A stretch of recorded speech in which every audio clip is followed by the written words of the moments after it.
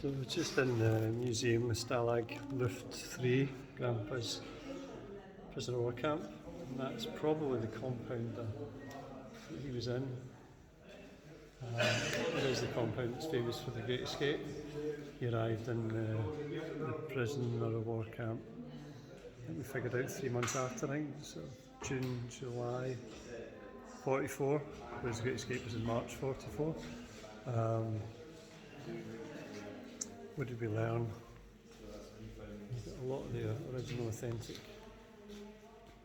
items. And it was basically run by the Luftwaffe, which meant there was a lot of respect between the Luftwaffe officers that ran this, and this was only for Air Force, RAF and other Air Force prisoner of wars. The Stalag 8C camp next door was for the army. It was run by the German army, and had a lot of the kind of conventional army. I think that's the Polish army, it's the French army, and the British army. So all of those were in Stalag 8C.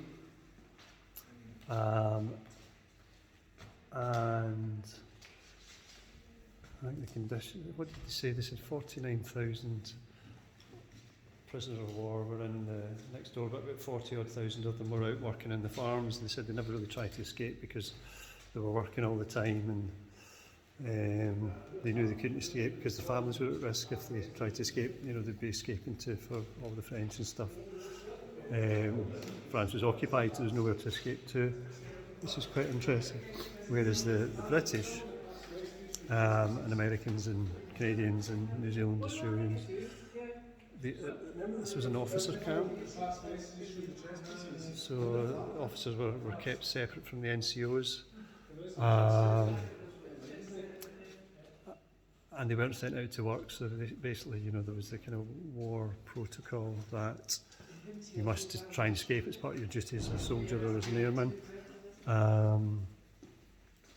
So that's why a lot of these officer class, there's just a constant, you know, continued kind of effort to try and escape.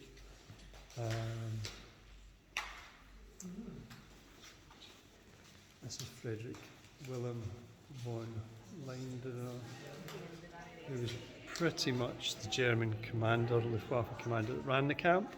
Partly because he was a really good guy and respected a lot. You know, there was a lot of kind of not camaraderie, but just respect.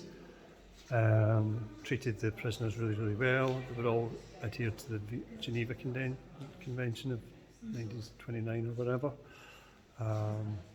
They were all kind of Luftwaffe. Partly these were called ferrets.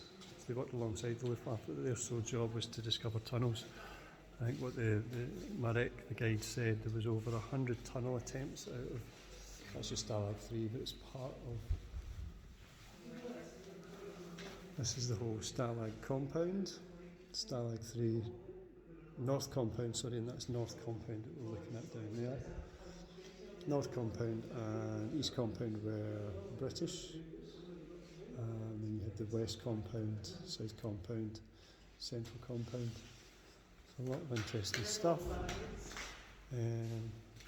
Tom, Dick and Harry tunnels. That's Harry, which is a Great Escape.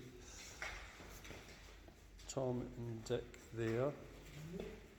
I think Tom was discovered because this was sort of free territory, and then the Germans started to build, when the tunnel was under construction, started to build more barracks here, and they discovered the tunnel, and they obviously stopped that one because that would have just been going into barracks territory. So that is just a fraction of what we've learned from Marek with our guided tour, but it's one of amazing, informative